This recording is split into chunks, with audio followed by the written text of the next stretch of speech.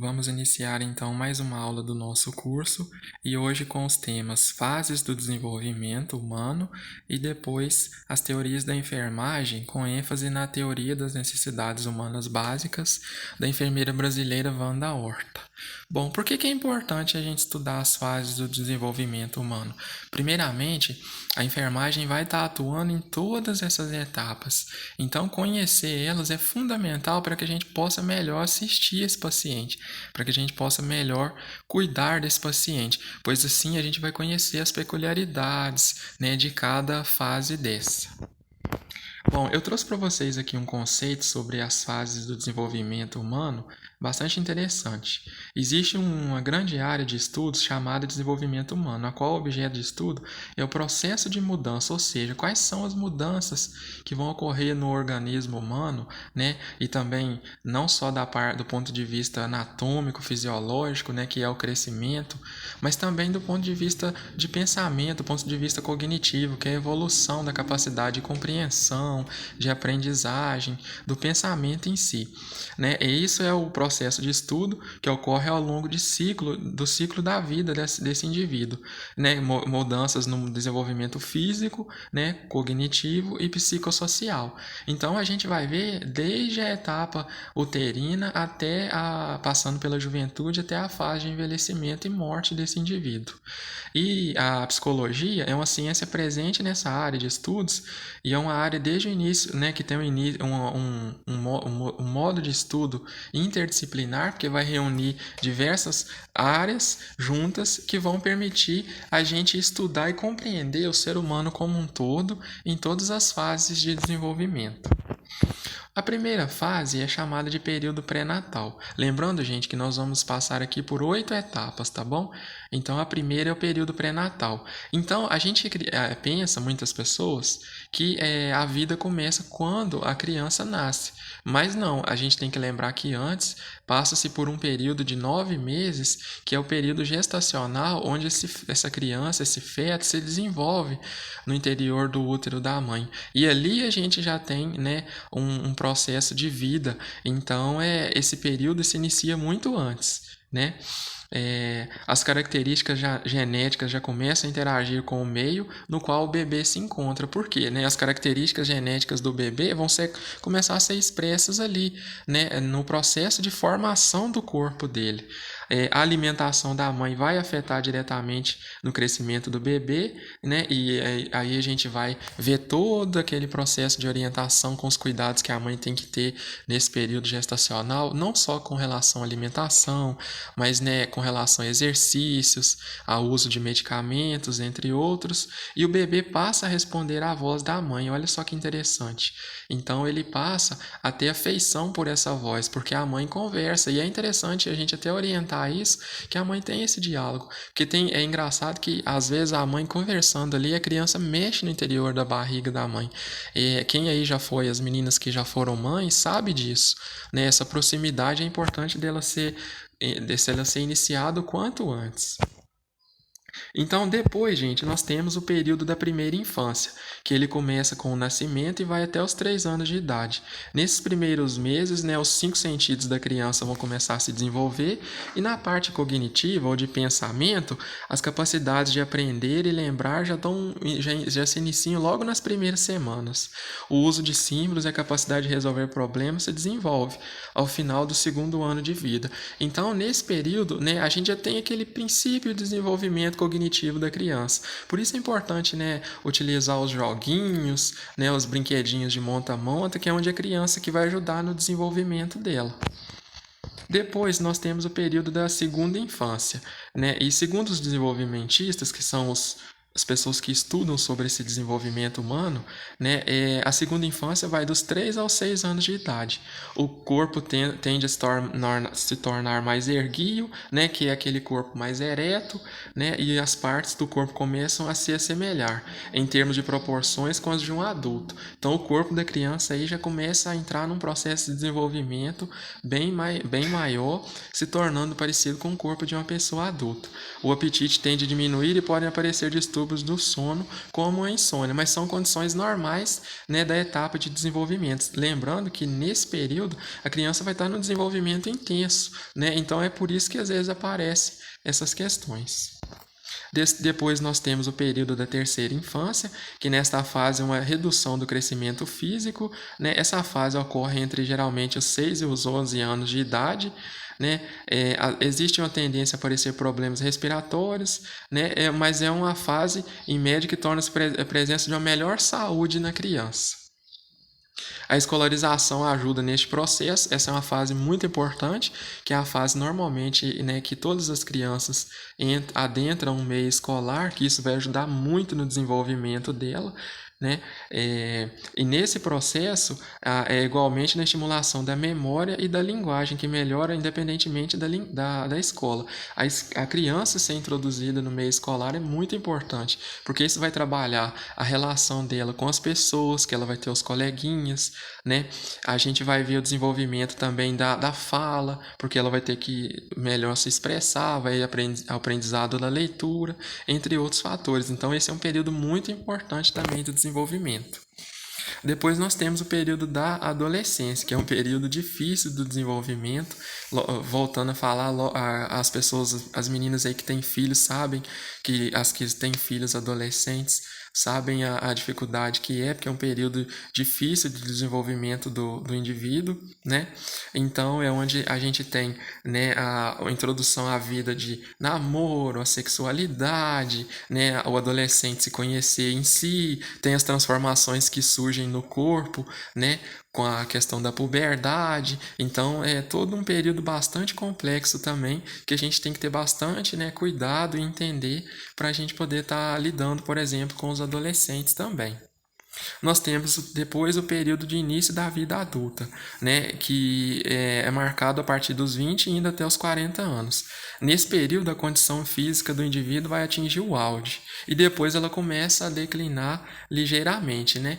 E o pensamento, os julgamentos morais se tornam mais complexos, né? A gente fala nesse período que o indivíduo, né, atinge o auge da vida, da compreensão do mundo, né, o auge físico, como falou ali, né? São feitas escolhas educacionais e vocacionais, é nesse período geralmente que a pessoa escolhe o que vai fazer da vida, onde vai trabalhar, né?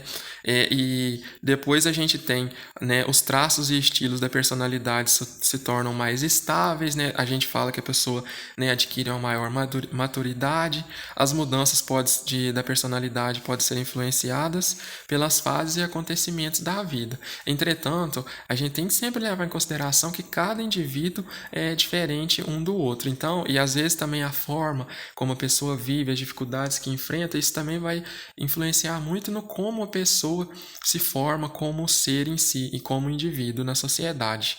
Né? São tomadas decisões sobre relacionamentos íntimos, né? As pessoas que optam por se casar, as que optam por permanecer sozinhas, né? E normalmente, né, a sociedade em si traz isso hoje, que o normal, o ideal é que as pessoas casam-se e tenham filhos, né? Mas a gente sabe que cada um tem a liberdade de escolher a melhor forma com a qual ele quer viver. Nós temos o sétimo período, que é o período da vida adulta intermediária, e essa fase vai dos 40 aos 65 anos de idade, né? Há mudanças significativas na condição física, então o declínio físico é visível, né? Porém, grande diferença de uma pessoa para outra, né? Então, o que acontece? A depender da forma como a pessoa vive, né, da atividade de trabalho dela, se ela pratica ou não atividade física, então isso vai determinar se ela vai ter esse período, né, uma dificuldade maior física nesse período ou não. As mulheres normalmente entram na menopausa, que é um período, né, assim, bastante delicado para a mulher, onde é um período de transição hormonal, onde a gente vai né, ter o climatério primeiro, que é aquele período onde a mulher começa a ter os sintomas da menopausa, né, as ondas de calor, entre outros sintomas, e até culminar com a menopausa em si, que é a ausência da menstruação. Então, esse é um período bastante difícil para a mulher, que demanda um acompanhamento também. Vocês vão ver depois na assistência de saúde à mulher que esse é um período bem delicado e que a gente precisa estar preparado para estar atuando junto a isso. né?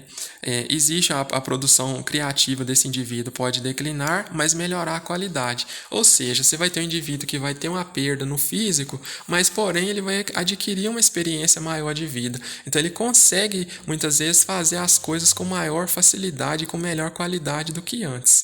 A gente fala que a pessoa tem um pouco mais de experiência de vida. Para alguns, o sucesso na carreira, o sucesso financeiro vai atingir o seu máximo, e para outros poderá ocorrer o esgotamento e a mudança de carreira. Como a gente falou anteriormente, vai depender de muito de como a pessoa, né, conduz a vida dela. A dupla responsabilidade pelo cuidado dos filhos e dos pais idosos pode causar estresse. É também uma etapa bastante complicada, né? Quem tiver filho, tiver uma família, conciliar isso com trabalho, com cuidado dos pais idosos, então esse é uma época, né, um período onde a pessoa vai enfrentar muitas situações estressantes, né? Cuidar de filho, de casa, né? Cuidar de dar conta do trabalho e às vezes ter um pai ou uma mãe, né? Cuidar deles também, prestar uma boa assistência, nunca é fácil. E a saída dos filhos de casa, que também é normal, deixa aquela síndrome, né, do ninho vazio, que a gente fala que os pais sofrem, né, por conta de às vezes o filho não estar mais em casa, mas que também é um processo comum da vida. Nós temos o período da vida adulta tardia. Esse período começa a partir dos 65 anos de idade, né? Que normalmente quando as pessoas passam pelo período da aposentadoria. A maioria das pessoas é saudável e ativa, embora geralmente haja um declínio da saúde e das capacidades físicas. Mas aqui é importante a gente abrir um adendo, nem todas, né? A pessoa vai ser saudável nessa etapa da vida se ela tiver tido ao longo da vida, né, uma característica de vida saudável. Se ela praticar atividade física, né, se ela tiver uma boa alimentação, mas do contrário ela não vai ter essa qualidade de vida boa. A maioria das pessoas está mentalmente alerta, mas também é a partir desse período que começa a surgir as doenças neurodegenerativas, como o Alzheimer e o Parkinson, né, que a gente está começando a ter aquele período senil ali da pessoa, né, fase de idoso mesmo. Embora a inteligência e a memória possam se deteriorar em algumas áreas, a maioria das pessoas encontram meios de compensação. A aposentadoria pode oferecer novas opções para aproveitar o tempo, mas também aqui é importante a gente ressaltar que tem muitos idosos que ficam ociosos, têm dificuldade, sofrem até com depressão. Então a gente não pode generalizar que o período da aposentadoria vai ser bom só por isso, mas a gente tem que levar em consideração essas outras facetas também. As pessoas desenvolvem estratégias mais flexíveis para enfrentar perdas de pessoas e a morte iminente, que é, né, uma coisa que infelizmente não é possibilidade de se evitar. Então, né, todos vão, né, mais cedo ou mais tarde, num período da vida, morrer. Então, a pessoa tende a ter, né, uma maior capacidade de enfrentar isso nessa fase de idoso. Bom, gente, então agora nós vamos dar seguimento falando sobre as teorias da enfermagem. Interessante que nós trabalhamos aqui até agora todas as etapas da vida desse indivíduo. Então a gente viu ele como um todo, como que ele se desenvolve desde o físico até o psicossocial e o cognitivo. E agora a gente vai adentrar, né, nas teorias, vendo o quê? Que a enfermagem ela evoluiu muito, a gente sabe disso, e que o cuidado em enfermagem ele precisa ser embasado, né, por um cunho científico através do conhecimento científico, e que ele precisa, né, ser holístico, ou seja, atender o ser humano como um todo. Por isso que é importante a gente primeiro conhecer as fases do desenvolvimento e para depois a gente trabalhar essas teorias da enfermagem.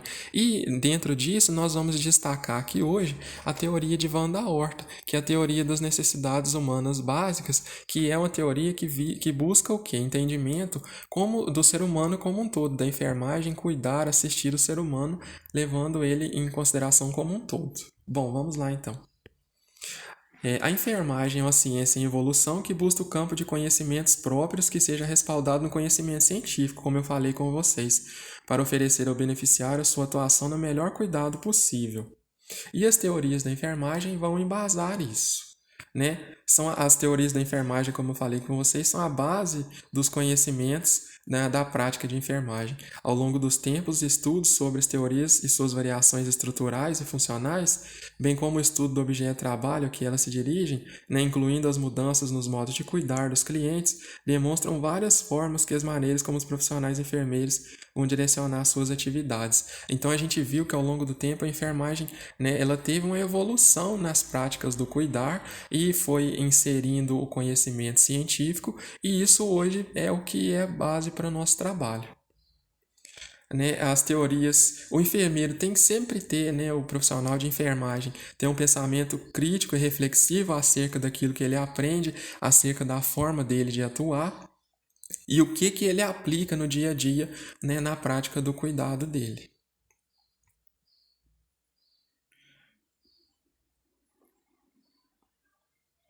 Bom, com relação às teorias da enfermagem, nós temos que a enfermagem dispõe de várias teorias que podem ser aplicadas de acordo com um cliente específico ou setor com determinadas características. Então, a gente vai ser sempre de acordo com a condição da pessoa em si, bem como no geral para qualquer pessoa. As teorias têm três peças fundamentais: o contexto, que é o cenário onde é realizado a assistência de enfermagem, o conteúdo, que é sobre o que a teoria fala, e o processo, que é o método utilizado pela enfermagem. A gente vai ver isso, quando a gente for ver daqui a pouco, falar sobre a teoria da Wanda Horta em si. E a teoria, ela vai focar principalmente no processo de saúde e doença, Ela vai ter como foco principal tanto os estágios de promoção da saúde antes desse indivíduo, adoecer, a prevenção de fato, para que ele não venha a adoecer, o tratamento da doença em si e a reabilitação da saúde. Então ela vai englobar todas essas etapas. E várias enfermeiras, foram teóricas, produziram teorias. E hoje nós temos como destaque, a primeira teorista brasileira, que foi Wanda de Aguiar Horta, enfermeira paraibana, que construiu sua teoria das necessidades humanas básicas a partir dos estudos na teoria de Maslow. Esse Maslow, gente, foi Abraham Maslow, ele desenvolveu uma teoria sobre quais as necessidades que o ser humano tem, e ele colocou isso numa pirâmide, que eu vou mostrar mais à frente para vocês aqui, em nível de necessidade. Quais são as maiores até as que estão em menor escala que o ser humano consegue viver. Porém, ele também disse que todas essas dimensões da vida são essenciais. Então, se você tiver um problema em qualquer uma delas, você vai ter um problema no todo. Então, a Wanda Horta pegou isso e, a partir disso, ela produziu a teoria dela, visando que a teoria dela demonstra que nós temos que cuidar do ser humano em todas as dimensões da vida dele. Não adianta, por exemplo, só você fazer um curativo no paciente, sem levar em consideração o todo da vida dele, Então, essa é uma parte muito interessante da teoria dela. Então, trouxe um pouquinho para vocês falando sobre ela. A Wanda de Aguiar Horta, nascida em 1926, faleceu em 1981. Ela é de Belém do Pará, formou-se em enfermagem pela USP em 48 e depois se tornou doutora em enfermagem pela UFRJ em 1968. O que fala a teoria dela? A enfermagem respeita e mantém a unicidade, autenticidade e individualidade do ser humano, sempre prestando um cuidado de acordo com as necessidades do ser humano, não assim de uma maneira geral. A enfermagem é prestada ao ser humano e não a autocuidado, a sua doença ou desequilíbrio. Então, a gente, quando for prestar assistência de enfermagem, gente, nunca olhar para a pessoa só para, por exemplo, que eu dei exemplo para vocês da ferida. A pessoa não é uma ferida, a pessoa é um todo. Então, a gente não olhar só para o problema, mas olhar para a pessoa como um todo. Todo cuidado de enfermagem é preventivo, curativo e de reabilitação. A enfermagem reconhece o ser humano como membro de uma família e de uma comunidade, e não como um ser isolado em si, A enfermagem reconhece o ser humano como elemento participante, ativo nesse meio onde ele está inserido. E as teorias das necessidades humanas básicas, inspirada na teoria que eu falei com vocês, na motivação humana de Abraham Maslow, ela aborda seguintes dimensões: as necessidades fisiológicas da pessoa, né, a segurança, amor, estima e autorrealização. Vejam então, pessoal, mais uma vez reforçando, que ela vê o indivíduo como um todo e nunca há uma satisfação completa dessas necessidades. Aí aqui, gente, eu trouxe para vocês que eu tinha falado a pirâmide de Maslow, que define um conjunto de 5 necessidades dessa pessoa. As necessidades psicobiológicas lá na base da pirâmide, que é o quê? As fisiológicas primeiro, que é alimento, roupa, repouso, moradia. Depois a segurança, né, do corpo, o emprego, os recursos de moradia, da família. Então essas são as necessidades da base da pirâmide, né? Depois as necessidades psicossociais, que é o amor, o relacionamento, né? A pessoa ter uma família, a intimidade sexual, que também é uma dimensão sexual importantíssima na vida da pessoa, a autoestima, a confiança, a conquista do respeito dos outros, né? Essas são as necessidades psicossociais. E por fim, a gente tem as psicoespirituais, a realização pessoal, a moralidade, a criatividade, solução de problemas, a ausência de preconceito, aceitação dos fatos. É interessante, gente, que a gente pode perceber aqui que ele aborda a vida do ser humano como um todo. E dentro disso, né, a Wanda Horta viu a necessidade da enfermagem prestar esse cuidado como um todo, pois só assim ela iria recuperar o paciente de verdade, não só tendo ele como um problema em si, mas olhando ele como um todo.